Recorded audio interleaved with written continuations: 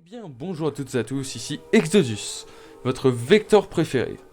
Alors aujourd'hui, j'aimerais vous partager quelque chose qui me passionne depuis, on va dire, un an.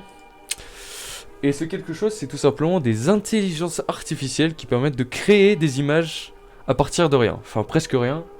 En fait, ça permet de créer des images, des vidéos, etc. avec juste une description de texte. Et aujourd'hui, j'aimerais vous partager quelques-unes de mes plus belles créations, entre guillemets, et aussi vous montrer potentiellement comment faire pour créer vos propres œuvres. Alors aujourd'hui, moi je vais me concentrer particulièrement sur celle-là, parce que on va voir qu'il y en a d'autres, mais c'est celle-là qui est la plus prometteuse, je trouve, pour le moment. Et en fait, ça consiste juste à mettre Launch GPU. Après, il va falloir, comme ici il y a des instructions, il va falloir faire tout exécuter. Et là, on aura juste à mettre les paramètres. Sachant que ça marche avec une immense base de données qui... bon, ensuite, l'IA va ensuite piocher dans plein de petits paramètres de ces images pour créer ce que vous avez demandé. Alors, il y en a plusieurs, hein, il y en a plusieurs. Je vais vous montrer, on va dire, la plus simple. Celle qui marche le plus simple, que vous pourrez tester le plus simplement. Alors le site c'est Rudally, donc je vous conseille de directement appuyer sur EN pour que ce soit en anglais, ce sera déjà plus compréhensible. Après vous avez juste à faire Try it out. Et donc là il va vous demander Enter a text, vous allez juste devoir mettre une petite description de ce que vous aimeriez avoir.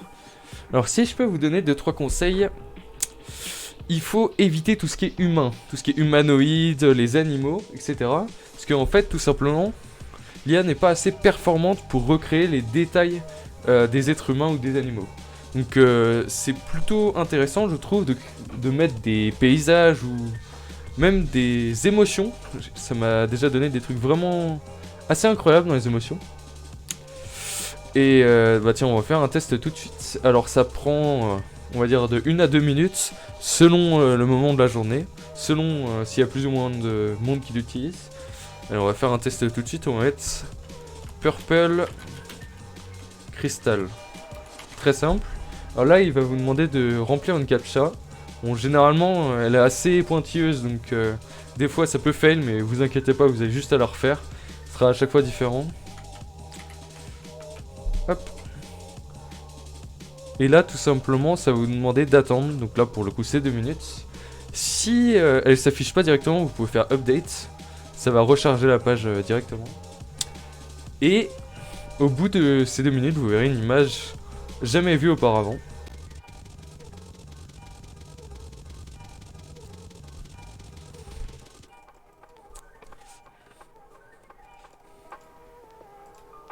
Hop, et voilà, on a notre cristal violet. Assez cool d'ailleurs, je le trouve vraiment pas mal. Donc on a devant nous une nouvelle image qui fait quand même assez réaliste, hein, on dirait des petites roches en dessous et tout. Donc ça le traduit en russe directement pour l'IA, mais faudra vous souvenir ce que vous avez mis.